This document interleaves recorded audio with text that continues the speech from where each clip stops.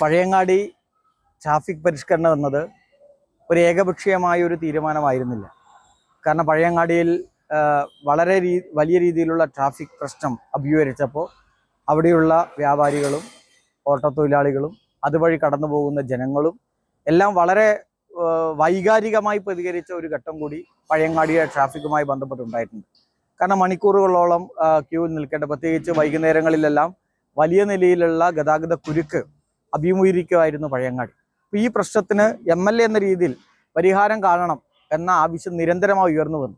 ചില ഘട്ടങ്ങളിൽ എൻ്റെ വാഹനം തടഞ്ഞു വെച്ച് വീഡിയോ പോലും എടുത്ത് പ്രചരിപ്പിക്കുന്ന നില ഉണ്ടായിട്ടുണ്ട്. അത് പഴയങ്ങാടിയുടെ ഗതാഗത കുരുക്കിലെ ജനങ്ങളുടെ ഒരു പ്രതിഷേധമോ പ്രതികരണമായിട്ട് മാത്രമേ, ജനാധിപത്യപരമായി മാത്രമേ ഞാൻ കണ്ടിട്ടുള്ളൂ. അതുകൊണ്ട് തന്നെ ഇങ്ങനെ ജനങ്ങളിൽ നിന്ന് നിരന്തരമായ ഈ ട്രാഫിക്കിൻ്റെ പ്രശ്നം ഉയർന്നു വന്നപ്പോഴാണ് അത് പോലീസ് തന്നെ എന്നോട് ആവശ്യപ്പെട്ട പ്രകാരം MLAയുടെ നേതൃത്വത്തിൽ ഒരു ജനകീയമായ ഒരു കമ്മിറ്റി വിളിച്ചു ചേർക്കുന്നത്. ആ കമ്മിറ്റി ഓഗസ്റ്റ് മാസം 2-ാം തീയതി വ്യാപാര ഭവനിലാണ് വിളിച്ചു ചേർത്തത്. വ്യാപാര ഭവനിൽ ചേർന്ന യോഗത്തിൽ DYSP ഉൾപ്പെടെയുള്ള പോലീസ് ഉദ്യോഗസ്ഥരുണ്ടായിരുന്നു, പഞ്ചായത്ത് പ്രസിഡന്റുമാരുണ്ടായിരുന്നു, പഞ്ചായത്തിലെ ജനപ്രതിനിധികളുണ്ടായിരുന്നു, മോട്ടോർ വെഹിക്കിൾ ഇൻസ്പെക്ടർ ഉണ്ടായിരുന്നു. അതോടൊപ്പം തന്നെ എല്ലാ രാഷ്ട്രീയ പാർട്ടിയുടെ നേതാക്കന്മാരും, പ്രതിനിധികൾ 2 പേരെ വെച്ചുള്ള രാഷ്ട്രീയ പാർട്ടിയുടെ പ്രതിനിധികളുണ്ടായിരുന്നു, വ്യാപാര സംഘടനകളുണ്ടായിരുന്നു. എല്ലാ സംഘടനകളും, വ്യാപാരി മേഖലയിൽ പ്രവർത്തിക്കുന്ന എല്ലാ സംഘടനകളുടെയും പ്രതിനിധികളുണ്ടായിരുന്നു, ഓട്ടോ തൊഴിലാളികളുടെ സംഘടനാ പ്രതിനിധികളുണ്ടായിരുന്നു, ചുമട്ടുതൊഴിലാളികളുണ്ടായിരുന്നു, ബസ് പ്രതിനിധികളുണ്ടായിരുന്നു. അങ്ങനെ മാധ്യമ പ്രവർത്തകരെ നമ്മൾ പ്രത്യേകമായിട്ട് പ്രസ് ക്ലബിനെ ആ യോഗത്തിലേക്ക് വിളിച്ചിരുന്നു. അങ്ങനെ എല്ലാവരും ചേർന്നിട്ടാണ് വ്യാപാര ഭവനിൽ ഏതാണ്ട് 2 മണിക്കൂർ നീണ്ടു നിൽക്കുന്ന ഒരു യോഗം, ജനകീയമായ യോഗം ചേരുകയും ആ യോഗത്തിൽ പഴയങ്ങാടിയുടെ ഗതാഗത പ്രശ്നത്തെക്കുറിച്ച് വളരെ ഗൗരവപൂർവ്വം ചർച്ച ചെയ്യുകയും ചെയ്തിട്ടുള്ളത്. അപ്പോൾ ആ യോഗത്തിൽ ഐക്യകണ്ഠേനയാണ് എല്ലാവരും ആവശ്യപ്പെട്ടു. ഇപ്പോൾ പറയുന്ന വ്യാപാരി പ്രതിനിധികൾ ഉൾപ്പെടെ എല്ലാവരും ആ യോഗത്തിൽ ഇവിടെ ട്രാഫിക് പരിഷ്കരണം വേണം, നമ്മളെടുത്ത തീരുമാനത്തോട് യോജിച്ച നിലപാടാണ് സ്വീകരിച്ചത്. അങ്ങനെ എല്ലാവരും, രാഷ്ട്രീയ പാർട്ടികളും വ്യാപാര സംഘടനകളും എല്ലാവരും ഒറ്റവാക്കിൽ ഇവിടെ പരിഷ്കരണം കൊണ്ടുവരണം എന്ന് പറഞ്ഞപ്പോഴാണ്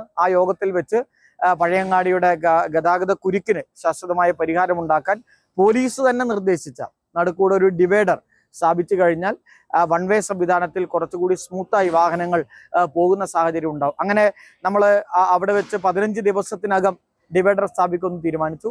ആ ഡിവൈഡർ സ്ഥാപിക്കുന്നത് ഓഗസ്റ്റ് മാസം 13-14 തീയതിയിലാണ്. അപ്പോൾ ആ തീയതികൾ എല്ലാവരും ഉണ്ടായിരുന്നു.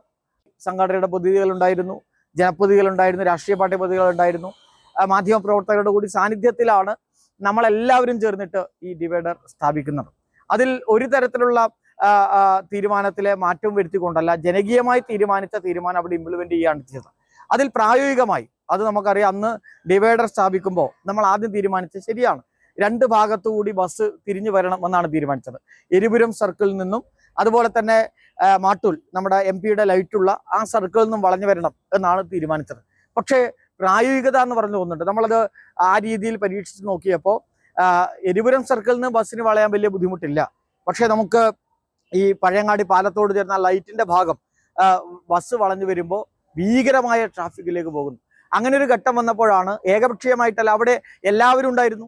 ഈ എല്ലാ പ്രതികളും ചേർന്ന് നമ്മൾ ഡിവൈഡർ ചെയ്തുകൊണ്ടിരിക്കുമ്പോൾ തന്നെയാണ് അവിടുന്ന് അടിയന്തരമായി ആലോചിച്ച് ഒരു പ്രായോഗികത എന്ന നിലയിൽ ആ 2 ബസ് സ്റ്റാൻഡിലേക്ക് കയറുന്ന 2 ഭാഗം ബസ് തിരിഞ്ഞു വന്നാൽ ട്രാഫിക് കൂടുതൽ പ്രശ്നമാകും എന്നുള്ളത് കൊണ്ട് ആ ഭാഗം അത് കടന്നു പോകാനും ജനങ്ങൾക്ക് നടന്നു പോകേണ്ട സീബ്ര ലൈൻ പൂർണ്ണമായും അത് ക്രോസിങ്ങിന് വേണ്ടിയിട്ടുള്ള തീരുമാനമെടുത്തത്. അതിനുശേഷം 1 മാസം കഴിഞ്ഞപ്പോൾ വീണ്ടും ഒരു അവലോകനം നടത്തി. അവലോകനത്തിൽ അന്ന് മാധ്യമ പ്രവർത്തകർ ഉൾപ്പെടെ എല്ലാവരും ഉണ്ടായിരുന്നു. വ്യാപാരികൾ, നിരവധി വ്യാപാരികൾ ആ യോഗത്തിൽ പങ്കെടുത്തു, രാഷ്ട്രീയ പാർട്ടികൾ ഉണ്ടായിരുന്നു. അന്ന് ആദ്യ യോഗത്തിൽ ചേർന്ന എല്ലാ പ്രതികളെയും വിളിച്ചിരുന്നു. അപ്പൊ അതിൽ വ്യാപാരികൾ ശക്തമായ ഒരു ആശങ്ക പറഞ്ഞു. 10 മിനിറ്റാണ് നേരത്തെ നിശ്ചയിച്ചത് കടക്ക് മുന്നിൽ വാഹനങ്ങൾ വെക്കാൻ. ആ വാഹനങ്ങൾക്ക് പെറ്റിയടിക്കുന്നു എന്ന് പറയുന്ന ഒരു പ്രശ്നം വ്യാപാരികൾ പറഞ്ഞു. അതിൽ വെച്ച് DYSP എന്നെ പറഞ്ഞു, പെറ്റിയടിക്കില്ല, കടകൾക്ക് മുന്നിൽ സാധനം മേടിക്കുന്ന വാഹനങ്ങൾക്ക് പെറ്റിയടിക്കില്ല, അത് 10 മിനിറ്റ് എന്നത് വെക്കണ്ട, നമുക്കത് ഒരു ടൈം എന്ന നിലയിൽ നിശ്ചയിക്കേണ്ട, പക്ഷെ ട്രാഫിക്കിന് ബുദ്ധിമുട്ടാകാത്ത വിധത്തിൽ വാഹനങ്ങൾ വെച്ച് കടയിൽ നിന്ന് സാധനം വാങ്ങിച്ചു പോകുന്ന നിലയുണ്ടാകണം എന്ന് തീരുമാനമെടുത്തിട്ടാണ് 2ാമത് അവലോകന യോഗം പിരിഞ്ഞത്. അത് തുടരാൻ തന്നെയാണ് തീരുമാനിച്ചത്. അവലോകന യോഗത്തിലും അത് ഈ ട്രാഫിക് പരിഷ്കരണം അത് ഗുണപരമായി എന്ന് തന്നെയാണ് കണ്ടത്. ഇപ്പോഴും പിന്നീട് പോലീസിന്റെ റിപ്പോർട്ടായാലും ജനങ്ങളുടെ അഭിപ്രായം എടുത്തു നോക്കിയാലും ഗതാഗത പ്രശ്നം അത് ഈ നിയമം നമ്മൾ ഈ രീതി കൊണ്ടുവന്നതോടുകൂടി ഒരുപാട് മാറ്റങ്ങൾ ഉണ്ടായിട്ടുണ്ട് എന്നുള്ളതാണ്. ഇപ്പോൾ വാഹനങ്ങൾ നമുക്ക് നിരനിരയായി പോകും, ബ്ലോക്കില്ല, നിരനിരയായി വാഹനങ്ങൾ പോകുന്നു. അതിനുശേഷം ബ്ലോക്ക് ഇല്ലാത്തൊരു പഴയങ്ങാടിയായിട്ട് ഈ പരിഷ്കരണത്തിന് ശേഷം, അതായത് ഓഗസ്റ്റ് മുതൽ ഈ പരിഷ്കരണത്തിന് ശേഷം മാറിയിട്ടുണ്ട്.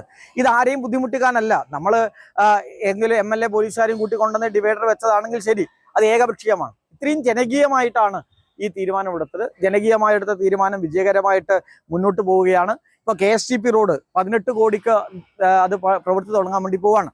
അതിലിപ്പോൾ വ്യാപാരികൾ തന്നെ പറഞ്ഞ ഒരു ആശങ്കക്ക് നമ്മൾ പരിഹാരം കണ്ടിരിക്കുന്നു.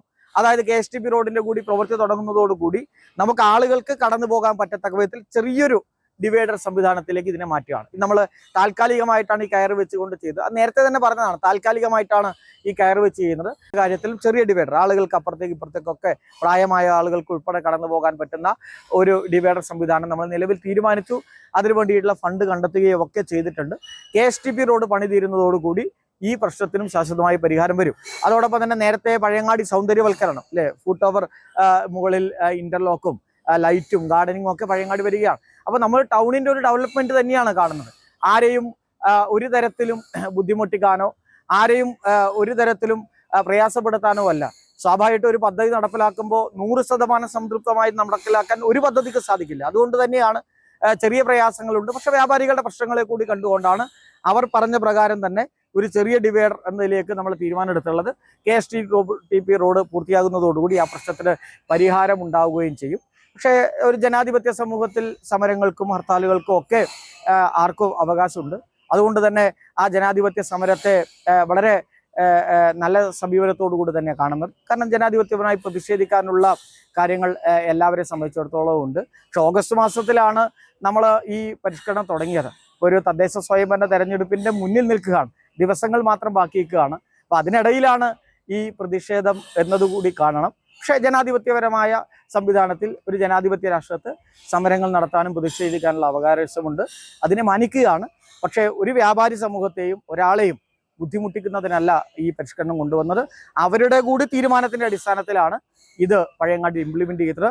അത് വിജയകരമായി തന്നെയാണ് മുന്നോട്ട് പോകുന്നത്. ജനങ്ങളിൽ നിന്ന് വലിയ അഭിപ്രായം ഇപ്പോൾ ഗതാഗത കുരുക്കിന് പരിഹാരമുണ്ടായി എന്ന് തന്നെയാണ് പഴയങ്ങാടിയുമായി ബന്ധപ്പെട്ട് ഇപ്പോൾ കാണാൻ പറ്റുന്നത്. പോലീസിന്റെ റിപ്പോർട്ടും ആ രീതിയിൽ തന്നെയാണ്.